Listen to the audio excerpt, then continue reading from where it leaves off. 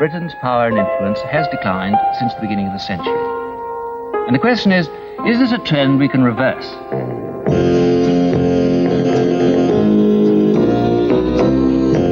We are concerned with making money. That is what we are trying to do. It's been described as the most beautiful terrace house in London. The abuse of business and financial power. You lied.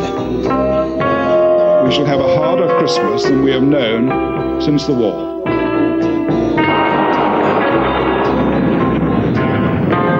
Economic activity is best left to the private sector, with market forces being encouraged to operate.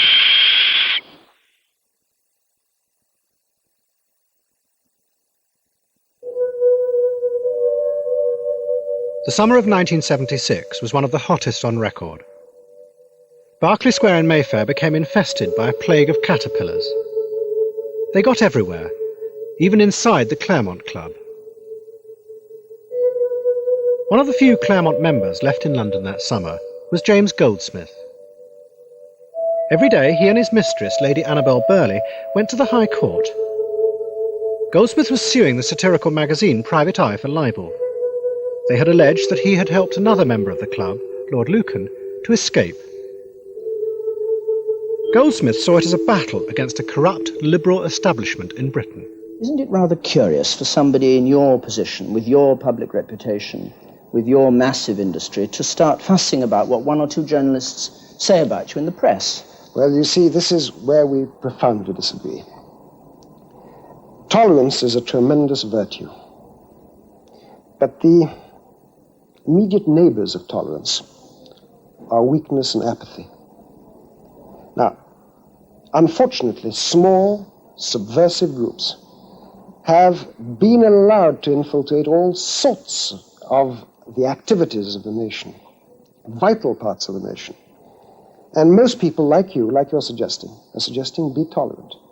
Well, I'm suggesting to you that tolerance of extremists who are trying to destroy our society is not a virtue. I believe that it is cowardice and treason.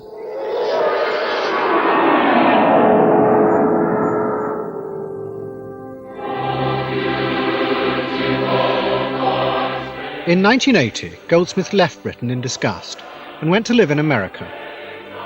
His attempt to destroy Private Eye had failed. He had been forced to settle and had nearly bankrupted himself in the process.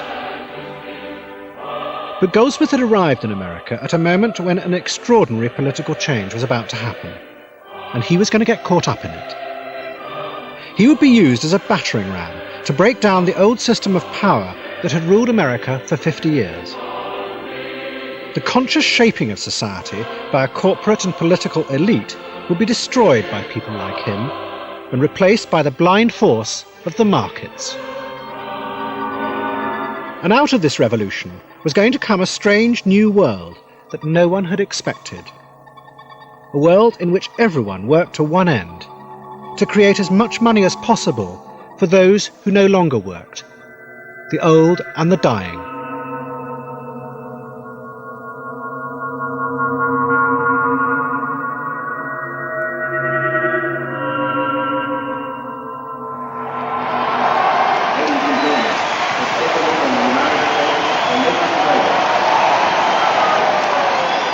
The economic ills we suffer have come upon us over several decades. They will not go away in days, weeks, or months, but they will go away. They will go away because we, as Americans, have the capacity now, as we've had in the past, to do whatever needs to be done to preserve this last and greatest bastion of freedom. In this present crisis, government is not the solution to our problem.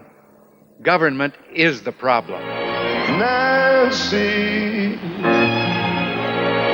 Nancy, Nancy, with a laughing face.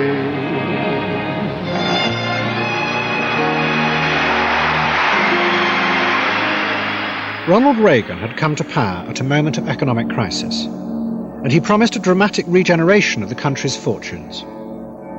But not by government, which he blamed for having led America into the chaos. His solution was to give power away, to Wall Street and to the financial markets. He wanted them to find a way to regenerate America. It was a moment of great opportunity for Wall Street bankers, and one of them, a young man working for an obscure bank called Drexel Burnham, seized the moment. He was Michael Milken. He had invented something he believed could regenerate America. It was a way of raising vast amounts of money for the sort of businessmen other banks would never touch.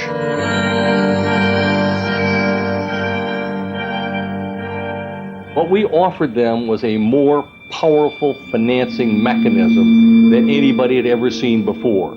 That would allow them to dream bigger, to do things that they could never have done before, to take off the fetters on their mind, the financial fetters on their mind. Take them off and visualize something that you could do if you had 30 or 40% more money. Vegas. What Milken had invented were called high-yield bonds. He had already used them to raise millions of dollars to build new casinos in Las Vegas.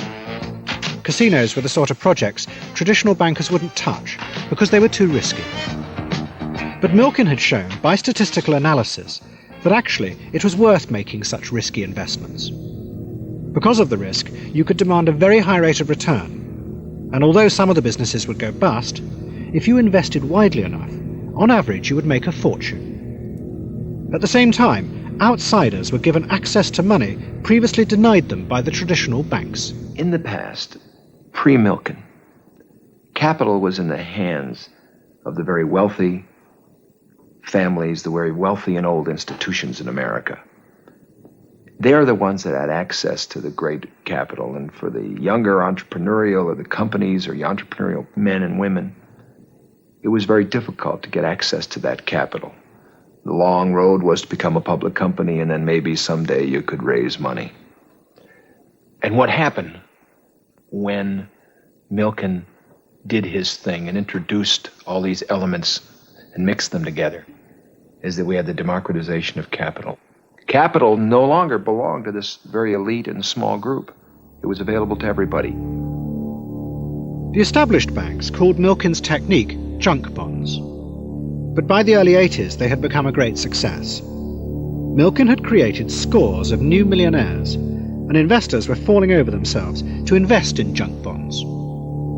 But to Milken, they were more than just a way of raising money.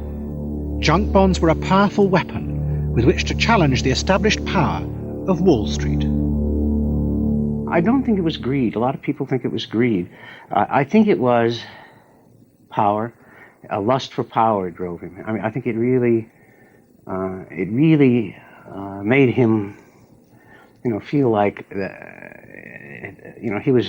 he felt he had a kind of a messianic thing. He really felt he was making a new world in Wall Street, and that he, was its arbiter. You ain't seen nothing yet. You ain't seen nothing yet. You ain't seen nothing yet. In Reagan's New America, Milken realized that the junk bond would become all-powerful. As one of his first acts, Reagan had loosened the rules governing the takeover of companies. This meant that Milken, using the vast amounts of money he could now raise with his high-yield bonds, could attack the giant corporations of America. It would be highly risky, but Milken was convinced that hidden away in the corporations were assets he could turn into fantastic profits for his investors. But Milken needed frontmen, ruthless, greedy outsiders he would fund and who would fight the vicious takeover battles for him. And in New York, he found the perfect candidate, James Goldsmith. I believe in change, and I believe without change, you have decadence. Is it a coincidence that companies like the Bank of America, even General Motors, all these huge American companies, not to speak of the British ones, and not to speak of the ossified French ones, are becoming less and less competitive because they haven't dared undertake change. So if the choice is the harshness of change or the softness of no change, the ultimate result of the latter is infinitely worse. It's like saying it's too harsh getting up in the morning, why not stay in bed? It's very harsh and dangerous to go out into the street. It's exactly as though you said, in nature, there can be no continuity in nature because they're predators. And in fact, there were some game reserves set up by some well-meaning people who said this is horrible, these poor animals should live constantly under the threat of predators. Those animals subsequently became degenerate and died because predators are a necessary stimulant. And if you eliminate predators in business and just create comfortable bureaucracies and monopolies with no predators, you will have a dead industry. The prosperity of the country will shrivel away, and your people will suffer infinitely more than by being subject to the constant stimulation of threat and competition. Well, he was a very egotistic type of man. He knew what he wanted. He knew what he wanted to do, and he didn't have great respect for most of the managements that he started to go after, and he thought these companies were sitting ducks, which they turned out to be. Good management does not stop at the mill door. A company picnic is a common example of industry as a social enterprise, and there's nothing cynical in saying that this pleasant scene of people eating barbecued chicken is a symbol of good business.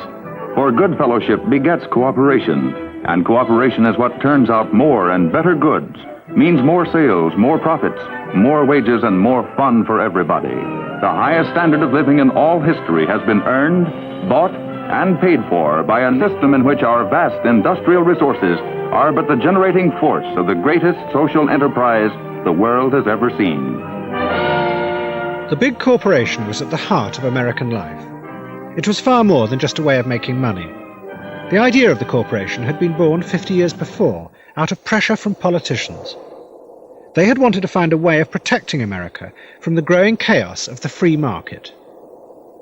I believe, and I've always believed, and I always will believe, in private enterprise as the backbone of economic well-being in the United States. America have no quarrel with business. They insist only that the power of concentrated wealth shall not be abused. Roosevelt spoke at a time of economic chaos in America. The stock market crash of 1929 had led industrialists to sack millions of their workers. America was torn by riots as workers protested against this ruthlessness. The corporation was deliberately designed to stop it ever happening again. In future, industry would be run by professional managers, not the owners. The managers would not have shares in the business, and they would run it in the interest of everyone involved. The greedy, dangerous power of the shareholders would be controlled by this new structure. Power passed into the hands, from the hands of one man, there were no women, or not many, passed from the hands of one man into a structure, a bureaucracy. And that is the modern corporation. It is a great bureaucratic apparatus to which I gave the name the technostructure.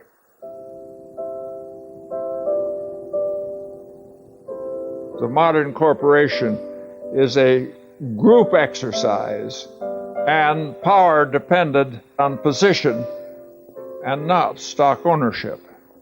The shareholder is an irrelevant fixture. They give the symbolism of ownership and of capitalism, but when it comes to the actual operation of the corporation, as has been agreed for many years, they exercise very little power. Goldsmith and Milken now set out to take over the technostructure. They would do it by borrowing billions of dollars with the promise that they would repay vast interest. They were confident they could do this because hidden away within the giant corporations was fantastic wealth, which they could unlock and sell off.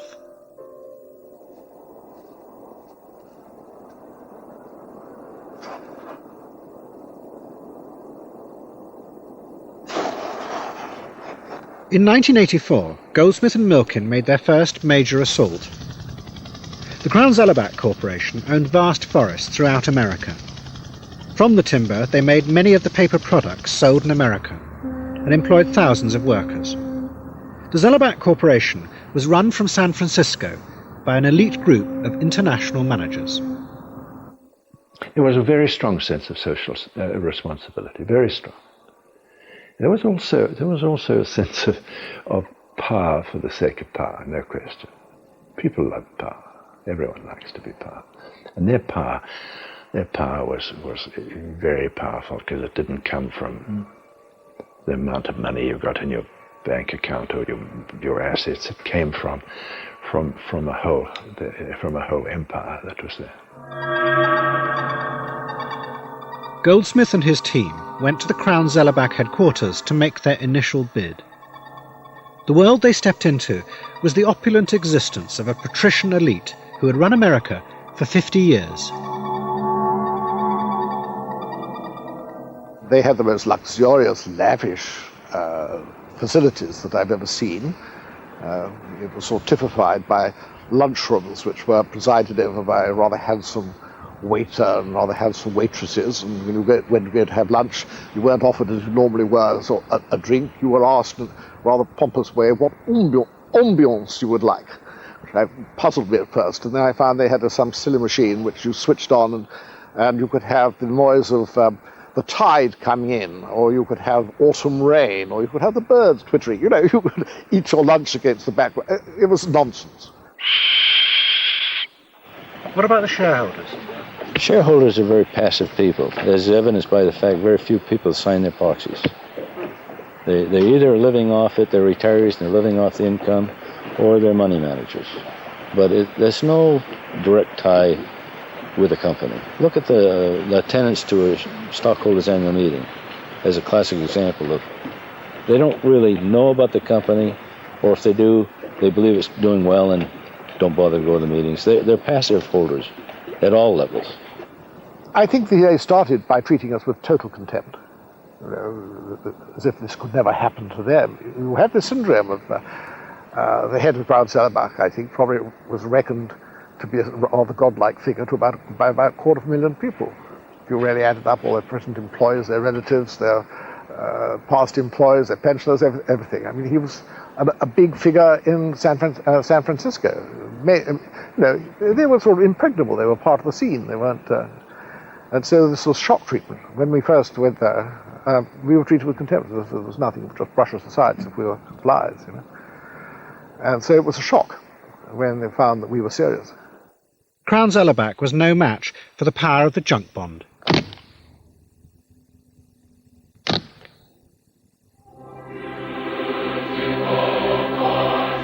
Using the borrowed money, Goldsmith simply bought up the shares of the corporation, and there was nothing the managers could do to stop him.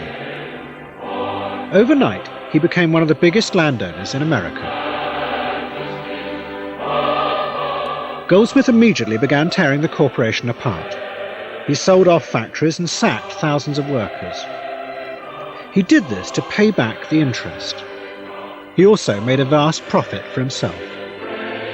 But to the Drexel bankers, it was the reconstruction of America by the power of the market.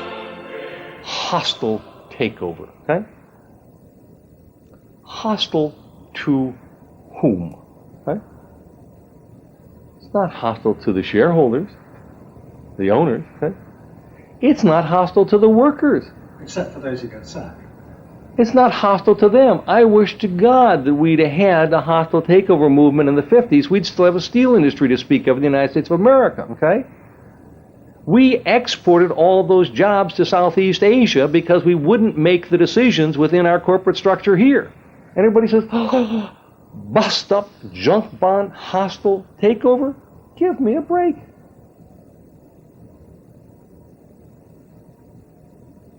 Wordsmithing. It's not what happened at all. The market works. The economics make it happen, okay? Goldsmith now became one of the leaders of the hostile takeover movement. Obscure entrepreneurs, guided and funded by Michael Milken, began to take over the old corporations of America. However big the target, Milken was always able to raise more than enough money to snap it up. And as each corporation toppled, a plaque celebrating its downfall was made by the bankers. These represent some of the deals that Drexel did. These happen to be my clients, a small number of Drexel clients that we financed, and represented up here is close to over 4 or 5 years, close to $20 billion of financing. An example is the National Can deal of $365 million for Nelson Peltz. There's the different tranches of financing for Ronald Perlman of Revlon, which comes to $3 billion approximately. Most of these were all debt deals that Milken created for the 80s. Junk bonds. Yeah, high yield bonds. We can say junk bonds, we can say high yield. You prefer high yield? Doesn't matter now. What Milken personally built was a network that in effect operated like a takeover mill.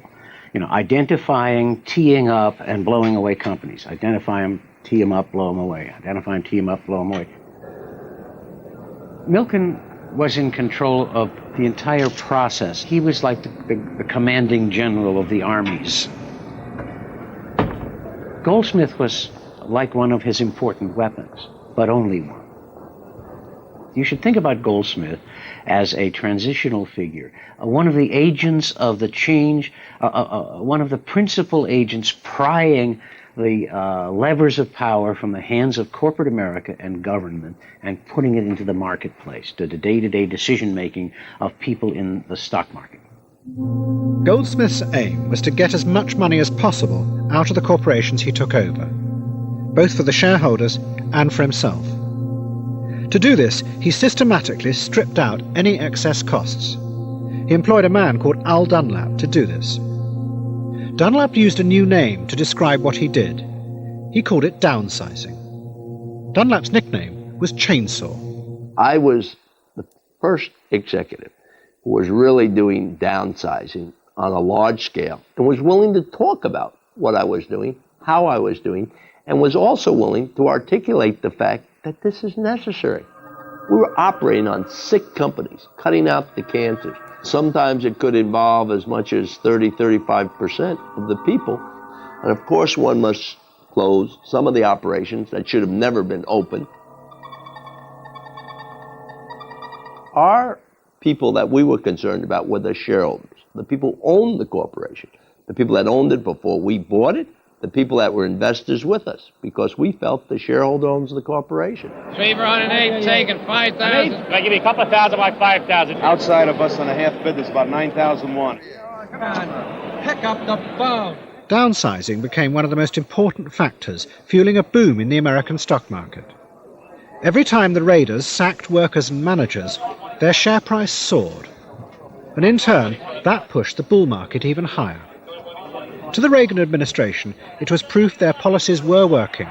The market was reconstructing America. The American economy is like a racehorse that's begun to gallop out in front of the field, driving the bears back into permanent hibernation. That's our economic program for the next 4 years. We're going to turn the bull loose. Pull it back. The market is in control now. Management was in control. The establishment was in control, full stop. Nothing happened if they didn't want it to happen. The capital markets were over here. They were quiet, they were passive, they were nice enough, but they weren't right. Now the capital markets are in control. They're saying clearly, loudly, and often, we own these companies. You fellas will perform. And if you don't, you're out because it's our property. This was unheard of then. Absolutely unheard of. You couldn't get the capital markets to go along with anything because they were captured by the management. Amazing change. It's getting to be a disaster.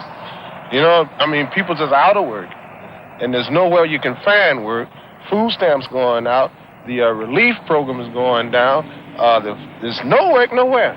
You're in restitution, sir. The restitution clerk will give you your check and your receipt. Just step aside. As the takeover boom grew, millions of workers were downsized. Whole towns were decimated when the factory that had once been their main employer was closed. Ever since the war, management consultants had argued that one of the main functions of a corporation was to create jobs. But now, overnight, a new breed of consultant appeared who explained that these layoffs were necessary.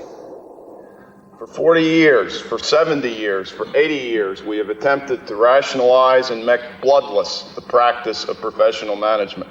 Maybe that was appropriate 70 years ago, but in today's volatile environment, it just simply will not work.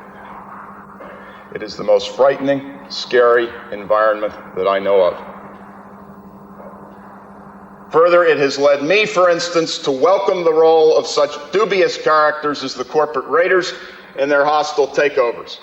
Throughout the economies of the industrialized world, we are beset with a degree of ambiguity, uncertainty, and madness never before seen, and I thus wholeheartedly welcome anyone of any sort at any time in any place who will scare the wits out of the still at the sleep at the helm leaders of our larger firms.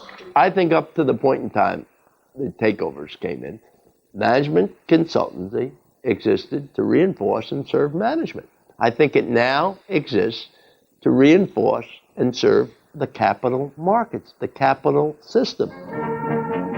But there was a growing backlash against Goldsmith and the other raiders. It was led by politicians whose power was intimately bound up with the fortunes of the large corporations in their home states. Senator Worth? We have been arguing, it seems to me, for almost 100 years in this country about the responsibilities that corporations have to their communities. I mean, we have tried for a long time to get corporations more responsible. We've now done it at Peachtree. We're reaching out, supporting this university, supporting cultural activities and so on. We are the ultimate of what America believes corporate responsibility is, and you lawyers from Wall Street are coming in and telling us what to do with our community and our responsibilities. Now, we're going to make it as difficult as we possibly can for you to get this to happen. Sir James?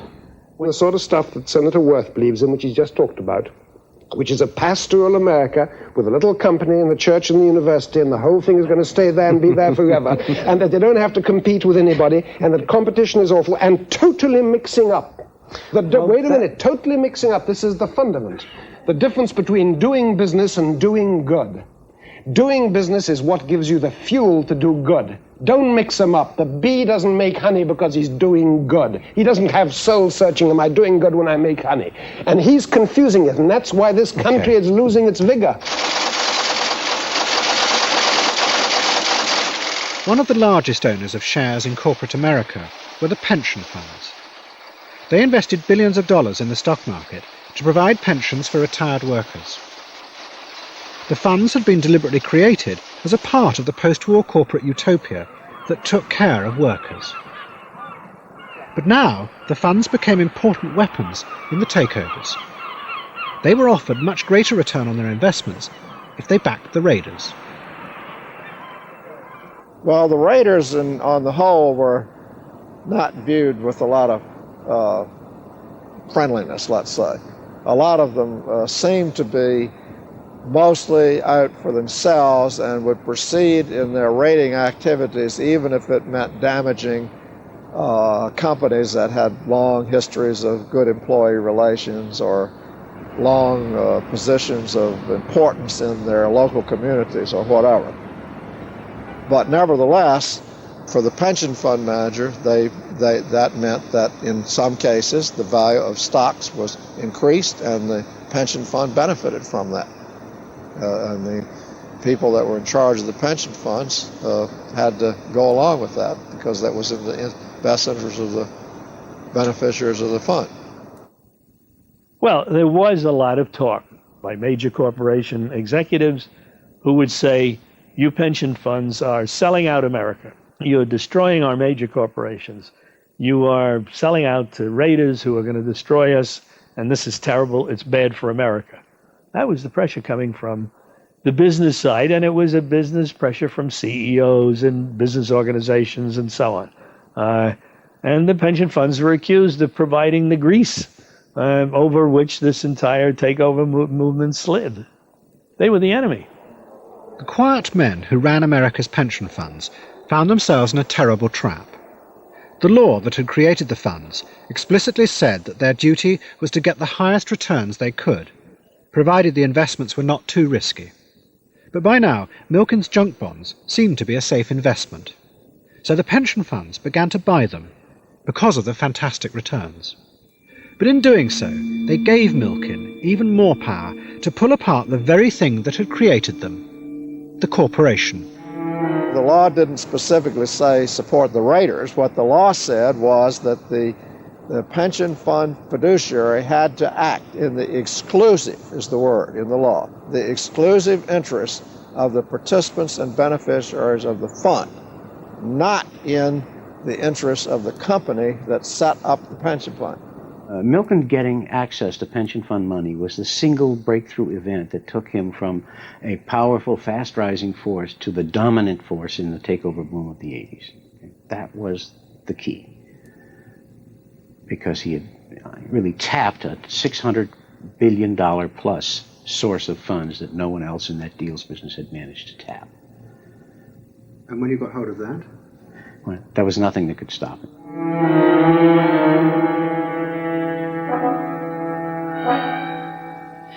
We in Europe have watched with admiration the burgeoning of this mighty American economy. There is a new mood in the United States. A visitor feels it at once. The resurgence of your self-confidence and your national pride is almost tangible. Now the sun is rising in the West.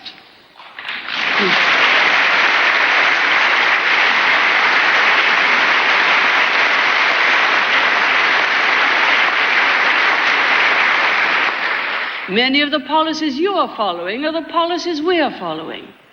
You have brought inflation down. So have we. You have declared war on regulations and controls. So have we.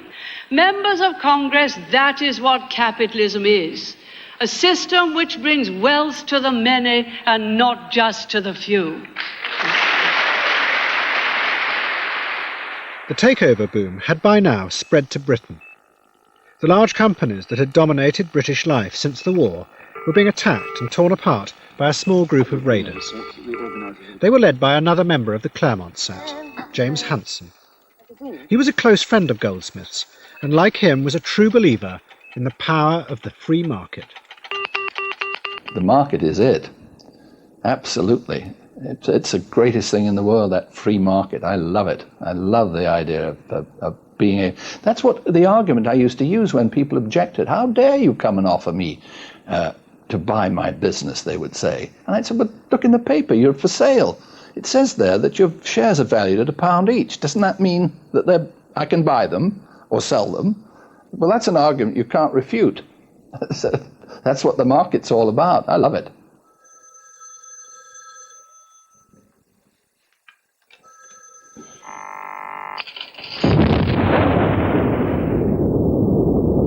As in America, hundreds of factories were being closed and thousands sacked in order to maximize the return to those who had backed the raiders. The sacking, or the downsizing, I think the Americans call it, of companies means that the bottom line nearly always improves. Profits nearly always improve because you get rid of one of the more expensive overhead items, which is wages. And your share price goes up. And your share price goes up. And you make money, institutions make money, the banks make money. The only people who don't make money are the employees who've been put out of work. But it was the hardest bit. I mean, the redundancies, you're putting people out of work, I mean, knowing that at 3 months' time they'd be out of a job. That was tough. But it had to be done. Now, the corporate raiders didn't take that view at all. They took the view that if you put people out of work, you increased your profits. And they were right. And caught up in this reconstruction of Britain were yet again the mild-mannered men who ran the pension funds. They could not refuse the raiders' offer of vast increases in their investments. When you'd seen someone like Hansen make a string of takeover bids and apparently squeeze out quite useful profits, and he then comes along with another takeover bid, and you see that you've got a potential 25 or 30% gain on that, and the management that's in place has been presiding over declining profits for the last 10 years, suddenly tells you that it's going to start performing well. It's a little bit difficult to believe them and to turn down that financial gain. the way it was done was not attractive, because individuals managed to get themselves pretty wealthy in the process.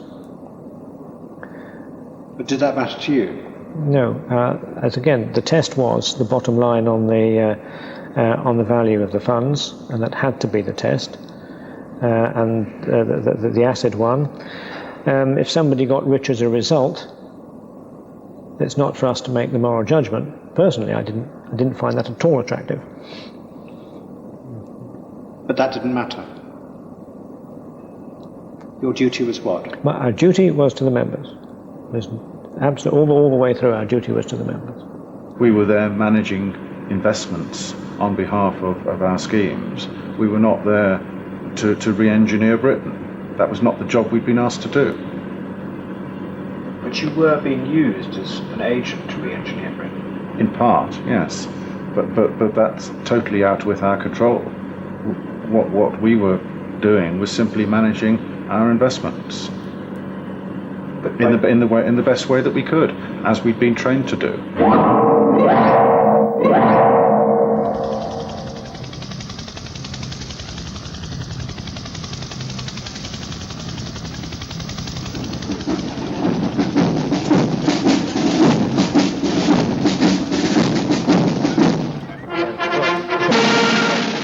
By now, the man who had started the takeover boom, Michael Milken, had become one of the most powerful men in America.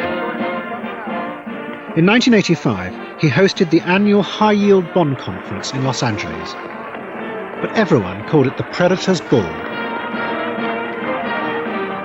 All the raiders came there to pay homage to the man who was using them to change the shape of America and making them billionaires in the process. We had 60 people in 1980. And a lot of the people in the room were Drexel people. That's how small it was. In 1985, 5 years later, we had 3,000 people. And hundreds of companies presenting and hundreds of companies coming. So 3,000 people moving there from 85 through 89 when it all ended. So that was a snowball effect. And it reached the point where if you were any entrepreneurial guy in the world, you had to be there. Because you knew we had the ability to finance whatever you were looking at. So it just snowballed. It was standing room only. It was the toughest ticket to get in the world. At the end of the conference, all the guests were treated to a video designed by Milken. It showed his vision of the new America that was being created by the destruction of the old corporations.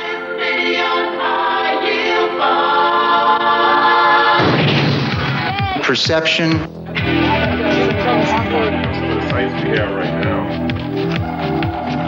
and reality, to accept change, to resist change. High yield bonds. And as it ended, Michael Milken received the final blessing. And out walks Frank Sinatra. Frank Sinatra walks over to Michael Milken and he says, "Hey," he says, "aren't you that junk bond guy?" Michael says, "Yes, I am." He says, "Here, make sure I got plenty of junk bonds." Walks further on the stage, the curtain opens, his 22-piece stage band, Frank Sinatra turns around, he looks out and he says, "Start spreading the news." I was 15 feet tall. Nothing bigger was ever going to happen in the world. I mean, it was amazing. We had come from nowhere and we had Frank Sinatra and his stage band and he's saying, "Start spreading the news." Come on, get out of here, right? Well, people are upset by vulgarity. And vulgarity is to some degree a sign of vigor. It means that new people, coming from nowhere, are making it. It's the old American dream. Anybody can become a millionaire. So if we want change, if we want vigor, we're going to have vulgarity. It's one of the things which irritates, but which is necessary. Milken destroyed a world that was run by privilege, by old school ties, by professional politicians, and turned it into a free-for-all where the marketplace decides day by day, even minute by minute, who will have power, who will have wealth, and who will not.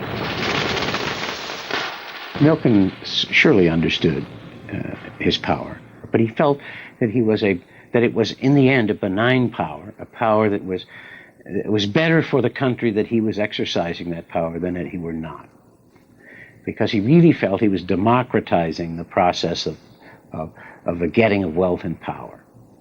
It's going up. It's all going up. It's going up.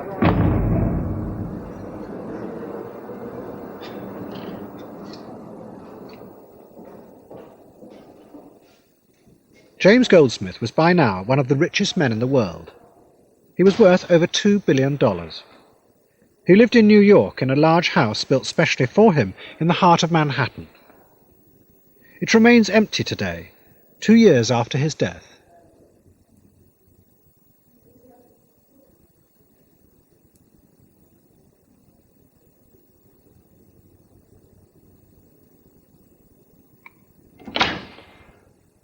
But Goldsmith was beginning to suffer from delusions of grandeur.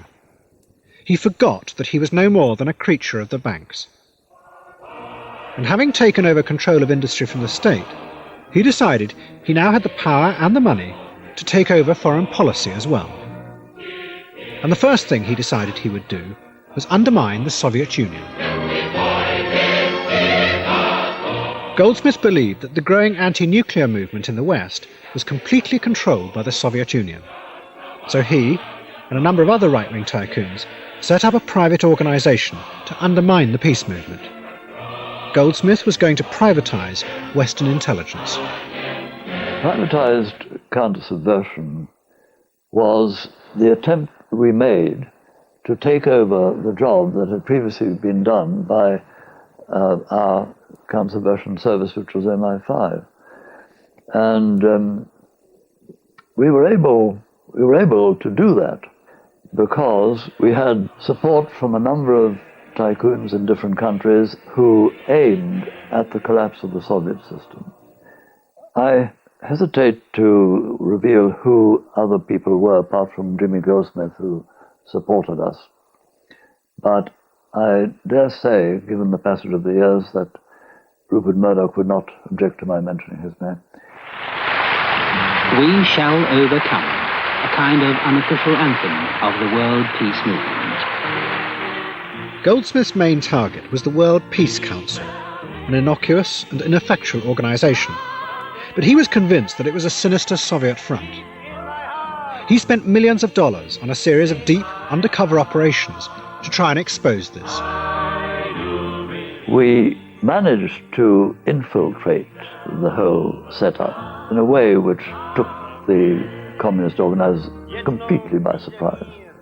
For example, when the World Peace Council meeting started in Copenhagen, two of our members had a banner, a very broad banner, which they unfurled, and they walked towards the podium so that the people in the audience could see behind what was written on the banner.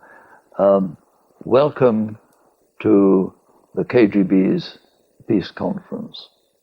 And of course there was a lot of laughter and a lot of shouts of indignation on the part of the communists. We can and shall save this world and save our children. Our children shall live, shall dance, shall play. All the children of the world, all the children of all the countries. Obviously, when Jimmy Goldsmith and other supporters of ours heard about this, they were delighted. And they felt vindicated. They felt that they had been supporting the right organization. Goldsmith's attempt to bring down communism was little more than a joke. But he increasingly saw himself as a powerful spy master. He paid for defectors to fly over to America on Concorde, where he personally debriefed them. One defector, called Oleg Bitov, wrote a description of his meeting with Goldsmith. Передо мной был Джеймс Голдсмит, тот самый, у которого в руках было пол-Америки. Он сидел, положив нога на ногу, и жевал сигару, толстую, как фабричная труба. Окружение было соответствующим. Подлинная мебель времен Людовика XV, скульптуры Бенвенуто Челлини, Вот только книжные полки были пустоваты, пара детективов да биржевой справочник. Он был убежден, что врагов коммунистов вполне можно победить универсальным оружием, бездонным кошельком. Иллюзии своего всемогущества и тщеславия не имели у Голдсмита пределов. Вот и сейчас он выпустил клуб сигарного дыма и, решив продемонстрировать свое влияние, предложил устроить мне встречу с президентом Рейганом. Он даже поднял телефонную трубку, хотя это был уже чисто театральный жест. Из газет я знал, что Рейган только что утром отбыл в Европу.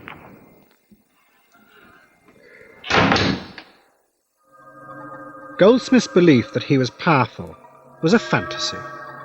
The men who really had the power were the bankers. They were using Goldsmith's bullying nature as a weapon to break down the corporations. But the bankers themselves were about to fall from grace, and Goldsmith would be left helpless and exposed. It began with a Wall Street dealer called Ivan Boesky. He had become one of the most important figures in the takeover movement.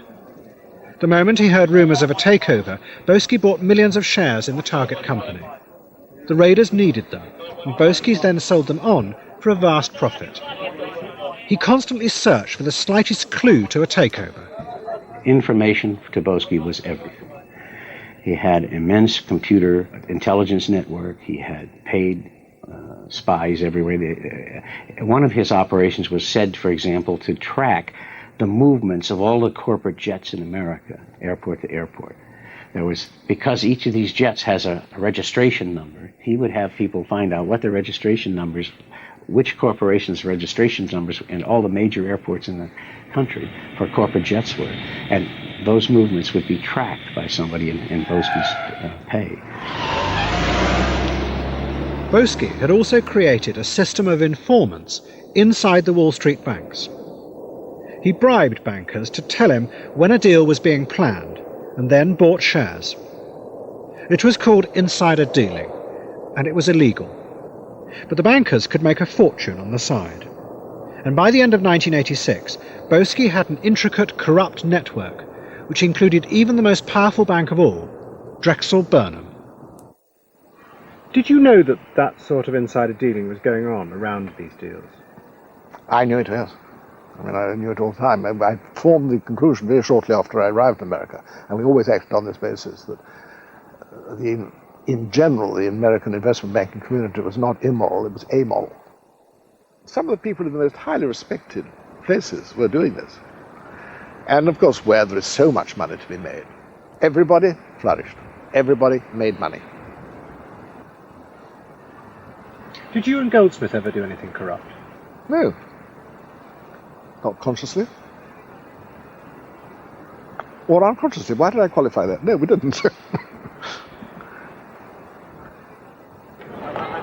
Then suddenly, in November 1986, Boesky was arrested.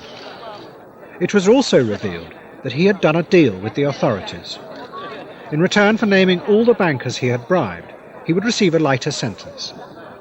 The New York District Attorney revealed that the takeover movement was riddled with corruption.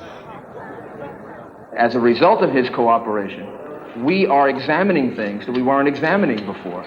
And you know we wouldn't have been doing it without Mr. Boesky, because it was going on before and we weren't doing it.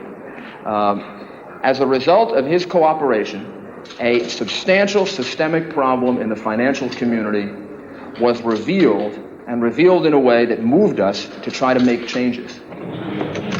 Very suddenly, this whole other life of theirs is being revealed, very often for the first time to numerous colleagues, to their family, sometimes to their wives. That's a shattering experience. In fact, they're seen usually as very shrewd, very capable, very industrious, and yet there's this whole other side to their life in which they're cheating and lying and stealing, which they keep secret. Boesky's arrest came as a shattering blow to James Goldsmith.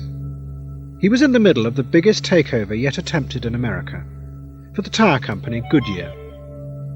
It had caused an outcry, and the revelations of corruption in the takeover movement gave politicians the chance to try and reassert control. Goldsmith was summoned to Congress to explain what he would do to Goodyear. You're deciding how Goodyear ought to operate, and my question is, who the hell are you? Mr. Siebling, I made it quite clear in this document, Mr. Siebling, that I was an active investor. And I'm happy to define what I consider to be the role of an active investor. Well, I hope you'll make your response brief. I will do it by this answer, and I hope it'll be clear to you. An active investor is not a manager. He is not a particularist. He's not a man who thinks that he can double-guess management. He's not a person who thinks that he can do the job of management better than the manager that he can hire. But that's exactly what you're doing. I'll tell you what. No, sir, it is not. What I'm saying is an active manager has to ensure that the right management has to be in place, number one.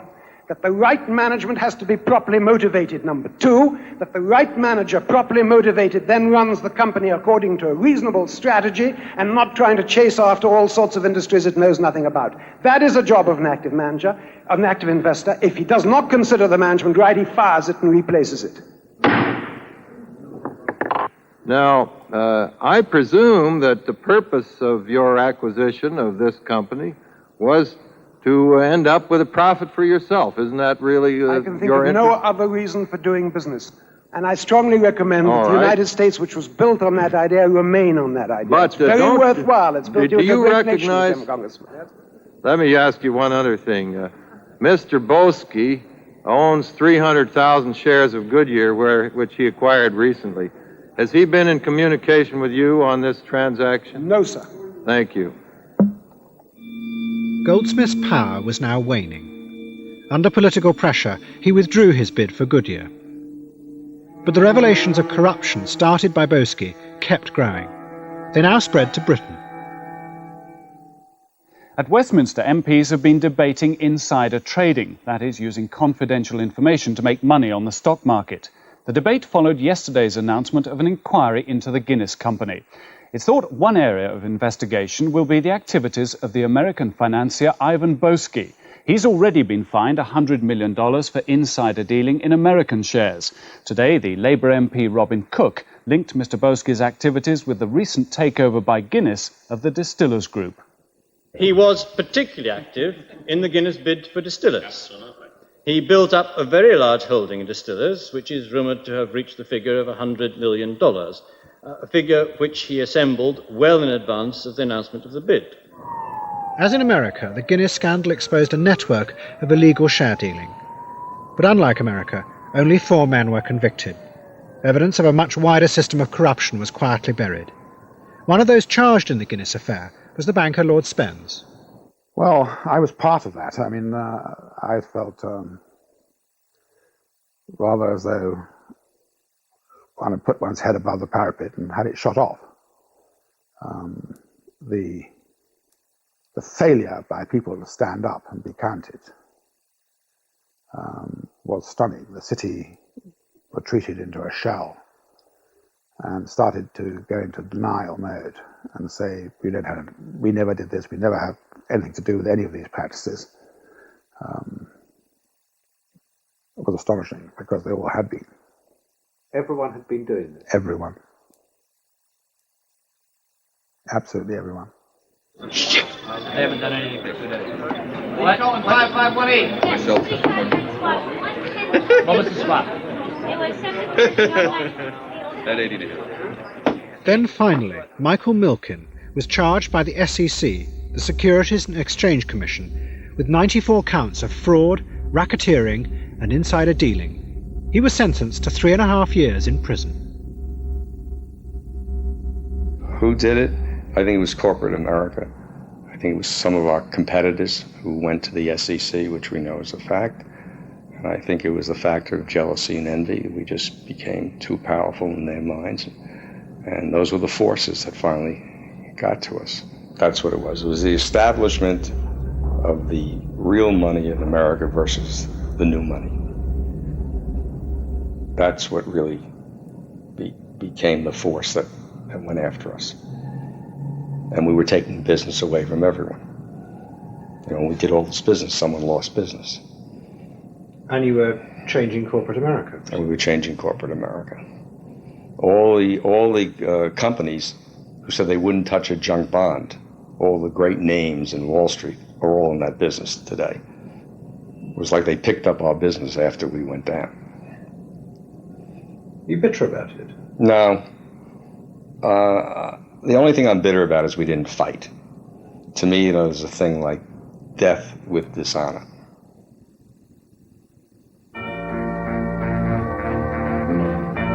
The Raiders' day was over. But the revolution they had started was unstoppable.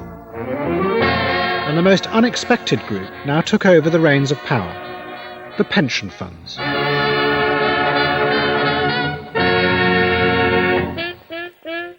The Raiders had shown the pension funds how to squeeze vast amounts of money out of the corporations. It was what the law told the pension funds was their duty. So they now copied the Raiders, but on a much greater scale. The pension funds finally became raiders themselves, or at least the functional equivalent of raiders. They felt, well, wait a minute. If we were to exercise the kind of power raiders did, we wouldn't actually have to take over the company. We could force them to do all these kinds of things that would make the share price appreciate in much the same way, and we could take those profits instead of letting people like Sir James Goldsmith and his ilk take them. And is that what they did? That's exactly what they did. It's what they've been doing since the late 1980s.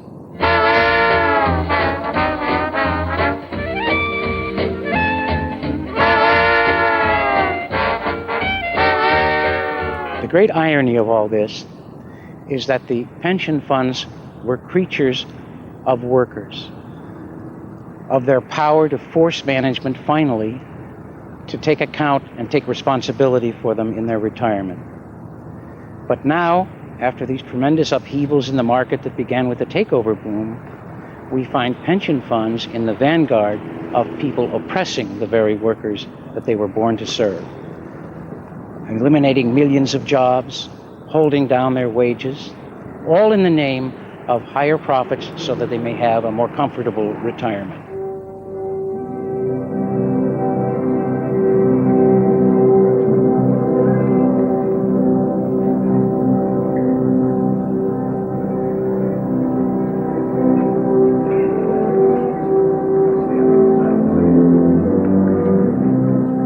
It got to the point where we could not do a deal. It was impossible. And I remember walking in Central Park with Jimmy, and he said to me, "My dear boy, you know we'll never do another deal in America." I said, "I know that." He said, "People have gone mad.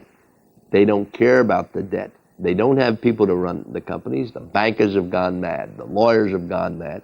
We will never get a company because we will not pay so much that will fail our investors." So he said, "It's over." And he said, "This is the end in America. The 80s are going to come to a close."